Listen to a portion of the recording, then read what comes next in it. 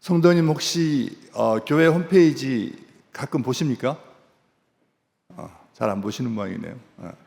교회 홈페이지에 보면 정직자가 있거든요. 저는 항상 밑에 있습니다. 항상.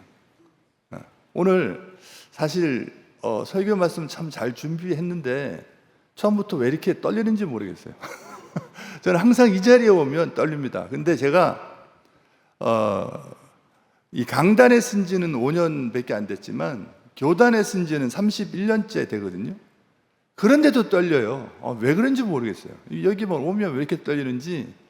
학생들을 100명 놓고 강의해도 정말 제 손 안에 놓고 막 주무르거든요. 근데 여기는 도저히 안 잡힙니다. 뭐 이게 하나님의 말씀이라서 그렇겠죠. 오늘 설교 제목이 뭔지 한번 확인해 보셨습니까? 설교 제목이 하나님의 방식입니다.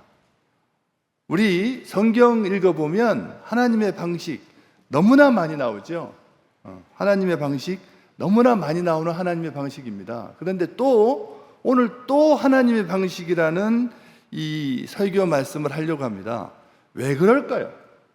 왜 자꾸 이 성경에는 하나님의 방식에 대해서 자주 써 있을까요? 그건 아마 제가 생각하기에 우리 성도가 이 하나님의 방식을 많이는 들었지만 잘 알고 있습니다. 여러분 하나님의 방식 한번 얘기해 보세요. 그러면 성경에 있는 말씀들이 막 떠오르잖아요. 그런데 그 말씀을 100% 순종하는지 한번 생각해 보시기 바랍니다. 내가 정말 하나님의 방식이 100% 맞아 이대로야. 내가 이대로 순종할까야 하시는 분이 있는지 한번 생각해 보시기 바랍니다. 저도 이 설교를 준비하면서 제가 한번 생각을 해봤습니다. 이 설교를 준비할 때 가장 많이 은혜 받고 가장 많이 찔리는 사람이 사실은 목회자입니다. 이 설교자거든요. 저도 한번 생각해 보니까 이번에 반성의 시간 참 많이 가졌습니다. 저는 의심을 참 많이 하고 있더라고요. 읽으면 하나님의 방식이라는 이 오묘한 방식, 정말 그렇구나. 이걸 머리로는 이해했지 마음으로는 잘 이해하지 않았다는 것을 또 깨닫게 됩니다. 그래서 또 이 하나님의 방식이라는 얘기가 나오는 것 같아요. 우리가 믿는 이 기독교, 그렇죠? 기독교라는 어떻게 구체적으로 얘기하면 우리가 개신교겠죠. 기독교라고 얘기하면 뭐 여러 가지 종표가 있으니까 개신교라고 말하는데, 개신교는 핵심이 믿음입니다.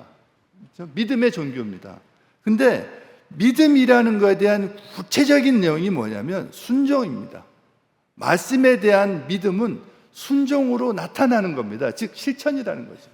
그런데 우리가 머리는 커요. 많이 들었기 때문에. 사실 이 설교 한두 번 듣습니까? 정말 많은 설교를 들었지만 그 설교 말씀에 내가 정말 동의하면서 그대로 살아가고 있는지 한번 생각하는 오늘 귀한 시간 되었으면 좋겠고요. 오늘 역시 하나님의 오묘한 하나님의 방식을 다시 한번 얘기하려고 합니다. 이 방식을 우리 한번 믿어보는 시간 되었으면 좋겠습니다. 그럼 오늘 본문은 하나님의 방식을 어떻게 말씀하고 있는지 살펴보겠습니다. 이제 여호수아서 6장인데 여호수아 3장으로 돌아가면요, 여호수아 3장은 이제 여호수아에게 하나님께서 요단강을 건너라 이런 말씀이에요. 근데 요단강을 건널 때도 참 희한한 방식으로 건너잖아요. 그래서 희한한 방식으로 건넙니다. 제사장이 벗개를 메고 요단강에 발을 딱 대니까 요단강 물이 쫙 갈라지는 거예요. 그래서 이제 쫙 건너가게 됩니다. 그래서 첫 번째 관문은 잘 통과했어요. 그거 봤습니다. 근데 두 번째 딱 이제 요단강을 건너가니까 거기에 뭐가 있냐면 여리고성이라는 성이 있어요. 여리고성은 가나안에 들어가는 매우 이 주요한 길목에 있는 성입니다. 그 여리고성을 통과하지 못하면 가나안 성에 들어간다는 것이 큰 의미가 없고, 그 뒤에 어마무시한 적을 놓고 앞으로 행진하는 그런 꼴이 됩니다. 그러니까 가나안 성은 반드시 이스라엘 백성들이 넘어야 되는 산입니다.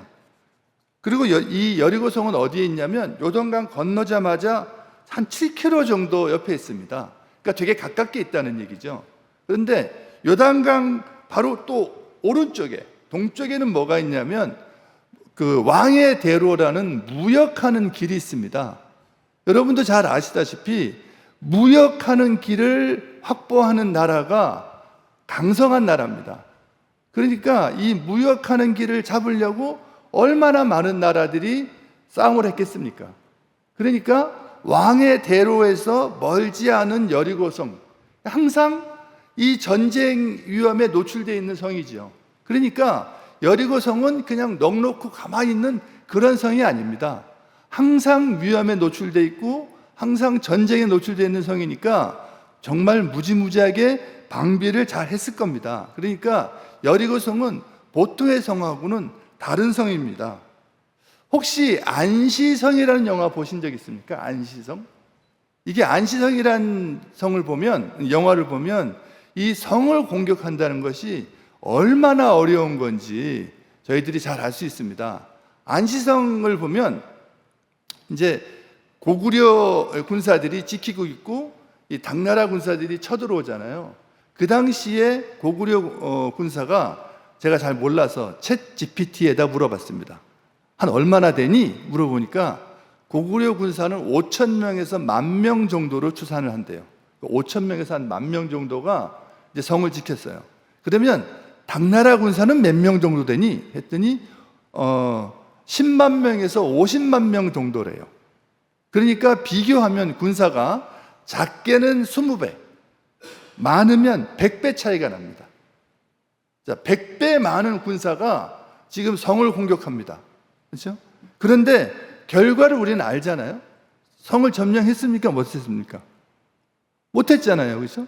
당태종이 와서 그렇게 독려하는데도 성을 정복하지 못했습니다. 이렇게 성을 점령하는 것이 쉽지 않다는 겁니다. 군사수가 아무리 많아도 그렇죠? 성을 점령하는 것이 쉽지 않다. 그런데 이 당시 이스라엘 상황을 가만히 보면 이스라엘은 지금 방금 출애굽을 했어요. 출애굽을 해서 광야를 40년 동안 떠돌았어요. 뭐 문화적으로 발전하고 뭐 군사적으로 발전하고 학문적으로 발전한 것이 아니라 그냥 이 광야만 40년 뺑글뺑글 돌았거든요. 그러니까 이스라엘이 아직도 가지고 있는 문화는 청동기 문화입니다. 그런데 이 40년 동안 세상이 바뀌었어요. 이스라엘이 40년 동안 광야를 도는 동안 세상이 바뀌어서 가나안은 철기 문화로 바뀌었다는 거예요. 철기 문화고, 그러니까 즉 무슨 말이냐면 무기가, 이스라엘이 가지고 있는 무기는 청동기, 구리로 된 이 무기고, 가나안이 가지고 있는 이 무기는 철로 된 문화예요. 철로 된 무기입니다. 둘이 꽝 부닥치면 청동기는 부러져요. 그러니까 무기도 상대도 안 돼요. 그리고 이스라엘 백성들은 잘 조직된 군대였냐면 아니거든요. 그렇죠? 그냥 우리가 보기에는 오합지졸이에요. 그냥 군사교육을 받은 적도 없고 무기도 형편없고, 그런데 그에 비해서 가나안 성은 정말 대비가 잘 된 성이고 군사들도 많고 이 무기도 단단하다는 겁니다. 그런 가나안 성 앞에 이스라엘 백성들이 서 있습니다. 저걸 넘어가야 됩니다.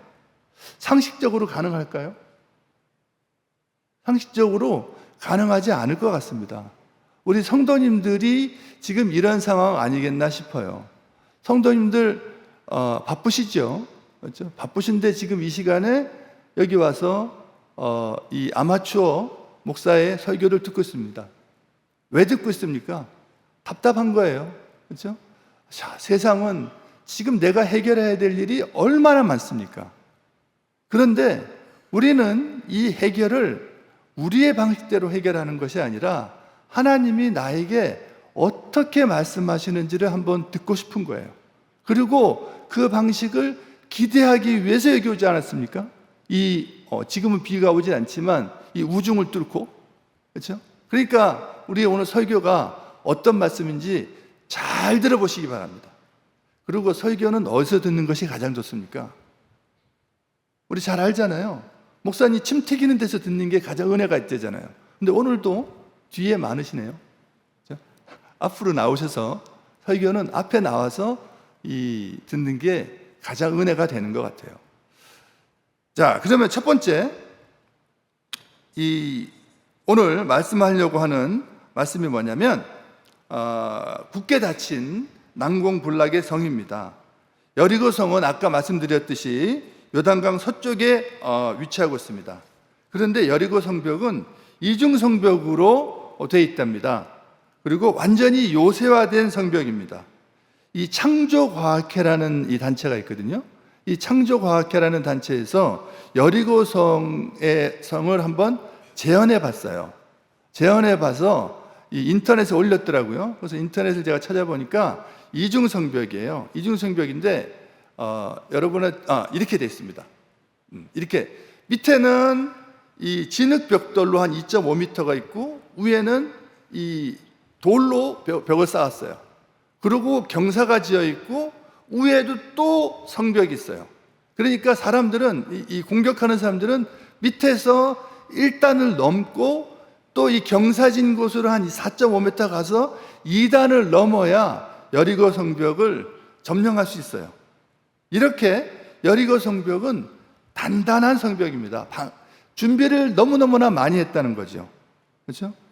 그런데 이 여리고성 사람들이 그래도 이스라엘이 이 여리고성을 정복하려면 여리고성 사람들이 밖으로 나와서 같이 싸워주면 조금 이 가능성이 있을 것 같아요. 왜냐하면 아직 인구수는 더 많거든요. 그렇죠? 여리고성에 사는 사람보다. 그런데 여리고성 사람들이 안 나옵니다. 왜냐하면 나라도 그렇지 않겠습니까? 이 지키는 병사가 적으니까, 그리고 이 성벽은 완벽하니까 성벽 안에서 문을 꽉 닫고 움직이질 않습니다. 그렇죠? 근데 이 성경에 뭐라고 되어 있냐면 여호수아서 2장에 보면 이 여리고성 사람들의 마음이 녹았고 정신을 잃었다라고 얘기합니다. 그러니까 그들은 지금 심리적으로는 두려움에 떨고 있습니다. 그런데 또 두 정탐꾼이 왔다 갔대요. 그 소문을 들었거든요. 그러니까 그들은 지금 마음이 녹아 있어요. 왜냐? 이제까지 하나님이 이 이스라엘 백성들을 어떻게 인도해 오신 것을 잘 들어서, 소문을 들어서 알기 때문입니다. 그러니까 세상 사람들은 하나님에 대해서 소문을 듣고 대단한 분이네 라고 얘기하는데 정작 성도는 못 믿고 있다는 거예요. 지금 이 성경이 우리에게 이 말씀을 전해주고 싶은 겁니다. 정말 이렇게 이 성벽이 성문을 하나도 안 열고 여리고 사람들이 나오지 않을 때 이 이스라엘 백성들이 어떻게 하지? 라고 있을 때 하나님의 말씀이 여호수아에게 임했습니다. 하나님은 여호수아를 지도자로 세우시고 그 사명을 주셨잖아요. 그리고 그 사명이 하나씩 이루어 가시도록 적절할 때 말씀을 주십니다. 우리의 믿음 생활도 마찬가지예요. 우리가 세상을 보면 넘어야 할 것이 너무나 많습니다. 사실 제가 37년 전에 유학을 갔을 때 정말 말도 제대로 안 통하고 저는 제가 그래도 미국 애들보다 수학은 잘하는 줄 알았습니다.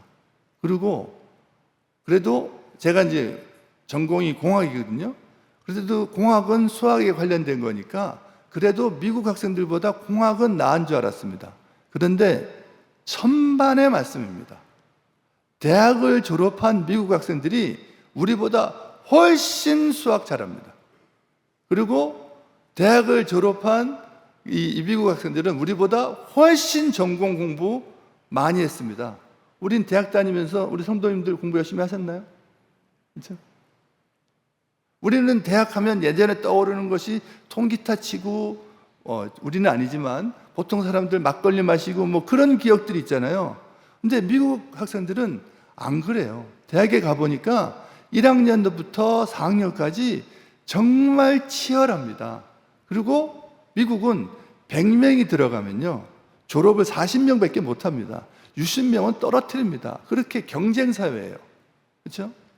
근데 그런 곳에 유학을 처음에 딱 가서 그래도 깜찍하게 내가 좀 낫겠지 하고 생각하는 것이 탁 무너지니까 정말 하늘이 무너지는 것 같았어요. 어떻게 하지? 나는 영어도 못하고 수학도 제대로 못하고 전공도 제대로 못하고 어떻게 하지? 그럴 때 버티는 게 뭡니까? 말씀 붙잡는 거죠, 뭐. 그렇죠? 하나님 여기까지 저 오라고 하셨잖아요. 왜 오라고 하셨습니까? 여기서 실망해서 한국으로 돌아가도록 만드신 겁니까? 저는 한국으로 못 돌아갑니다. 왜냐하면 돌아가면 저는 저희 아버님이 호적에서 판다고 그랬기 때문에 호적에서 파는 것이 불가능하지만 나중에는 불가능하다는 걸 알았지만 호적에서 판다고 했기 때문에 하여튼 최소한 집에는 못 돌아갑니다. 그러니까 저는 죽든지 살든지 거기서 죽든지 살든지 해야 됩니다. 자, 그런데 결국은 어떻게 됐죠? 학위 받았잖아요. 그렇죠? 그러니까 대학 교수도 됐잖아요. 그리고 어느 순간 또 저보고 신학대학을 가라는 거예요. 하나님, 저는 신학 아닙니다. 저도 성도님들 같이 성도였습니다. 제 자리가 저기 우리 올간 그 반주하시는 분 바로 그 뒷자리가 제 자리거든요. 제가 항상 저기에 20년 동안 앉아 있었습니다. 그런데 어느 날 갑자기 신학대학을 가라는 겁니다. 공학하는 사람 보고. 아닌데. 그래도 말씀이니까 갔죠. 가서 정말 죽을 고생했습니다. 그런데 결국은 어떻게 됐습니까? 죽을 고생을 했지만 여기 있잖아요. 여기에 목사니까 서서 있지 않습니까? 그게 하나님 말씀 같아요. 그러니까 제가 제 자신을 돌아볼 때 정말 막상 현실이었을 때는 못할 것 같았습니다. 도망갈 것 같았습니다. 아니에요. 저는 아니에요. 라고 할 것 같았지만 정말 하나님의 말씀에 에이 그래 하나님이 하라니까 뭐 하나님의 방법이 있겠지 라고 하면 있더라고요. 결과적으로 보면. 그렇죠? 자, 그런데 이제 하나님께서 여리고성을 정복하는 방법을 뭐라고 얘기하시냐면 성을 돌래요. 그렇죠? 맨 처음에 무장한 선발대를 세우고 그 뒤에 양뿔을 든 이 제사장이 쓰고 그 뒤에 법궤를 세우고 그 뒤에 무장한 후발대를 세워서 그냥 성을 돌랍니다. 이렇게 단단한 성을 한 번 돌랍니다. 근데 여호수아는 의심하지 않습니다. 그리고 도는 제사장들도 의심하지 않습니다. 말하지 마! 그러니까 한마디도 말하지 않습니다. 그냥 돌기만 합니다. 그렇죠? 돌기만 합니다. 하나님, 왜? 하나님이 돌으라 그러니까. 그러면서 여리고 사람들에게 뭘 보여줍니까? 침묵하는 믿음의 행보를 보여줍니다. 여리고성 사람들은 어떻게 생각했을까요? 쟤들 뭐해? 이렇게 생각했을까요? 아니면 뭐지? 쟤들 뭐지? 이렇게 생각했을까요? 저는 후자 같아요. 쟤네들 왜 그러지? 왜냐하면 이제까지 하나님이 인도하셨던 것을 여리고성 사람들은 잘 알았기 때문입니다. 그렇죠? 그리고 마지막 7일째는 모두 다 일찍 일어나서 다 성을 돌으라는 겁니다. 7바퀴. 7바퀴를 아무 말 하지 마! 이러고 돌으라니까 돕니다. 그렇죠? 하나님이 말씀하시니까 시키니까 합니다. 그리고 마지막에 일제히 소리 질러! 그러니까 와! 하고 소리 지르니까 어떻게 됩니까? 갑자기 그 단단했던 여리고성이 무너집니다. 기적이 일어난 거죠. 이게 하나님의 방식입니다. 그러니까 이때 하나님의 큰 능력이 나타났습니다. 이해되십니까? 이해되세요? 이렇게 단단한 성벽이 7바퀴 돌고 와 소리 질렀을 때 무너졌다는 게 이해되십니까? 이해 안 되죠. 이해 안 되는 게 이게 하나님의 방식이에요. 그렇죠? 우리가 아까도 말씀드렸지만 세상이 우리 앞에 너무나 넘어야 될 벽이 높을 것 같아요. 그렇지만 하나님이 시키는 대로 하면 꾸역꾸역 하면 그렇죠? 결론은 어떻다는 거예요? 결론은 하나님의 방식대로 이루어진다는 겁니다. 그러니까 여기서 말씀드리는 건 뭐냐면 하나님의 방식 이해하려고 하지 마세요. 그렇죠? 이해하려고 하면, 까딱하면 이단됩니다. 하나님의 방식은 그냥 하라면 하는 거예요. 이해되려고 되지 않는 이 방법을 하나님의 방식대로 하면 과정은 잘 모르겠지만 결론은 내가 보니까 이루어져 있다는 겁니다. 자, 그런데 우리가 하나님의 방식을 자꾸 이해하려고 그러면 어떻게 됩니까? 그게 되겠어? 그게 말이나 돼? 에이, 택도 않는 소리야. 자꾸 이렇게 불신의 마음이 듭니다. 불신의 마음에 들면 어떻게 됩니까? 결국은 못하지요. 그렇죠? 불신의 마음에 들면 못합니다. 5만 가지 이유를 다 댑니다. 5만 가지 이유를 대면서 결국은 하나님 말씀에 순종을 못하게 되고 하나님의 기적은 우리 못 보게 됩니다. 우리 성도님들도 정말 이해되지 않는 하나님의 방식 그대로 한번 해보시기 바랍니다. 그렇죠? 왜? 나는 성경을 믿기 때문에, 성경에 그렇게 쓰여 있기 때문에, 그리고 수많은 사람들이 그 이해하지 않는 방식대로 했을 때 이루어지는 것을 봤기 때문에 그 과정은 모르죠. 그 과정은 모르죠. 저는 사실 제 이야기를 더 하고 싶은데 자꾸 설교 때 제 얘기를 더 하면 안 되는 것 같아서 저는 하나님의 방식을 그래도 조금은 믿습니다. 왜? 제가 표본이기 때문에. 우리 성도님들도 한번 성경에 나오는 하나님의 방식을 믿어보시기 바랍니다. 그리고 세 번째는 무너진 성에서도 살아난 자들이라는 이 제목이 있습니다. 이 무너진 성에 살아남은 자들이 있었습니다. 그러니까 이 여리고성이 들어간 다음에 하나님이 여리고성을 전멸하라고 하셨거든요. 다 없애버려라. 그런데 하나님은 딱 한 가정만 살려주라고 하셨어요. 누구냐면 이 기생 라합과 그의 가족들입니다. 왜? 기생 라합은 이 믿음으로 정탐꾼들, 아까 정탐꾼들 2명이 갔다고 그랬잖아요. 그 정탐꾼들을 숨겨주었답니다. 그래서 히브리서 기자는 이 기생 라합에 대해서 히브리서 11장 31절에 뭐라고 되냐면 믿음으로 기생 라합은 정탐꾼들을 평안히 영접하였으므로 순종하지 아니하는 자와 함께 멸망하지 아니하였도다라고 말하고 있습니다. 즉 기생 라합은 기생이고 이방인입니다. 그런데 라합에게는 믿음이 있었습니다. 그 믿음으로 라합은 예수님 족보에까지 오르죠. 그렇죠? 라합은 살몬과 결혼해서 보아스를 낳고 보아스는 룻하고 결혼해서 이새를 낳잖아요. 그렇죠? 그리고 이새는 다윗을 낳고 다윗의 자손이 이 예수님이잖아요. 자, 이 정탐꾼 2명을 믿어서 라합은 예수님 족보에 오르게 되는 그런 큰 복을 얻습니다. 그런데 하나님의 아들인 예수 그리스도를 여러분이 믿으면 얼마나 복을 받겠어요? 그렇죠? 정탐꾼을 믿어서 예수님 족보에 올라가는데 그런 복이라는데 하나님의 아들을 내가 믿으면 어떤 복이 있게 됐냐는 거겠죠. 그렇죠? 야고보서 2장 25절부터 26절에 또 기생 라합에 대해서 얘기하고 있거든요. 또 이와 같이 기생 라합이 사자를 접대하여 다른 길로 나가게 할 때 행함으로 의롭다 하심을 받은 것이 아니냐. 영혼 없는 몸이 죽은 것 같이 행함 없는 믿음은 죽은 것이라 라고 얘기하고 있습니다. 이 여리고성이 전멸되는 가운데서도 이 라합과 그의 가족을 구원하는 것은 예수님을 믿어서 의롭다함을 얻는 자들, 그게 바로 누구예요? 우리 성도잖아요. 이 성도가 역사의 마지막에는 하나님의 진노에 의해서 이 세상이 멸망당할 때 나는 어떻다는 거예요? 성도는 구원받게 된다는 것을 보여주는 예시라고 되어 있습니다.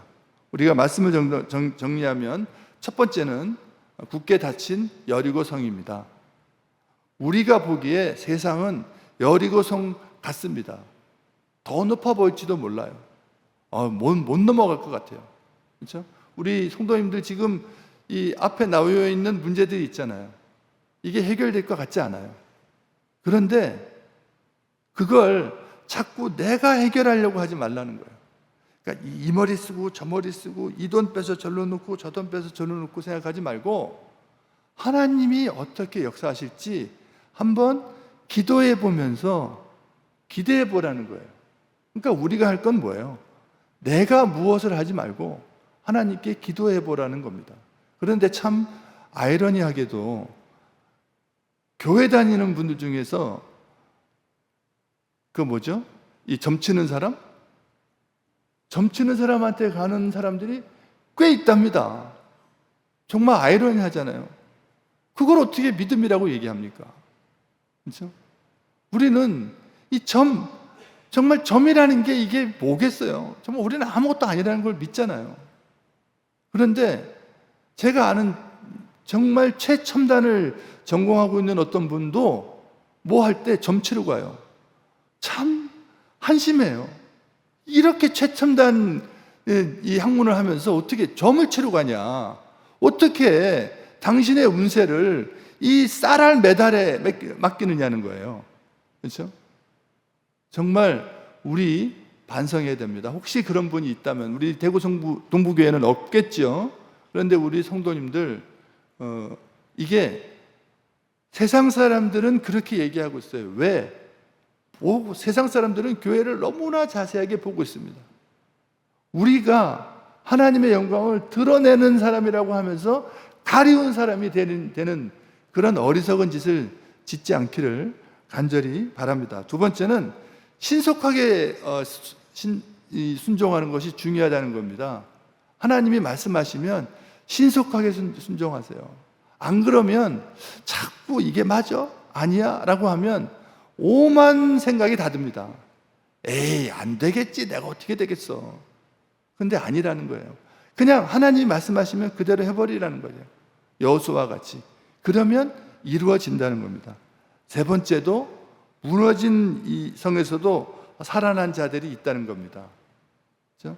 무너졌다. 이거는 이 세상이 완전히 멸망당할 때를 우리가 상상해 볼 때 그때도 우리 성도들은 살아남는다는 거예요. 누가 살아남습니까? 성도가 살아남습니다. 그렇죠?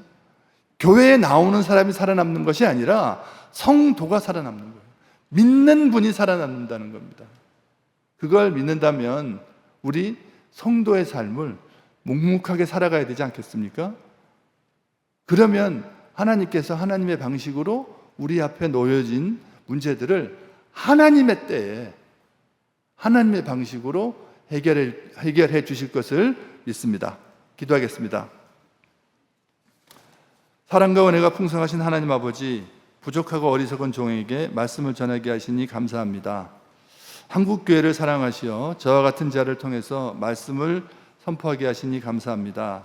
하나님 아버지, 우리가 하나님의 말씀을 소홀히 여기지 않도록 도와주시옵시고 우리 대구 동부교회 성도님들이 우리 믿는 모든 자가 나의 머리로는 도저히 이해되지 않지만 하나님의 방식을 믿고 기대하며 하나님께서 인도하시는 대로 살아갈 수 있도록 도와주시옵소서.